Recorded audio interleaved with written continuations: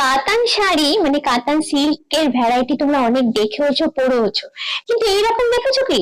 এটা পুরোটাই দেখো মুগা সুতো দিয়ে কাজ করা, আর কাজটা কি দুর্দান্ত দেখো। ইয়েলোর ওপরে আমার তো জাস্ট ফাটাফাটি লেগেছে। দুর্গাপূজার জন্য এইরকম একটা কালেকশন কিন্তু আমরা খুঁজি। তো এই কালেকশনটার এই যে শাড়িটা আমি পরে আছি, এটা হলো পুরো আঁচলের পোর্শনটা। এবার দেখাবো তোমাদের বডি পার্টটা।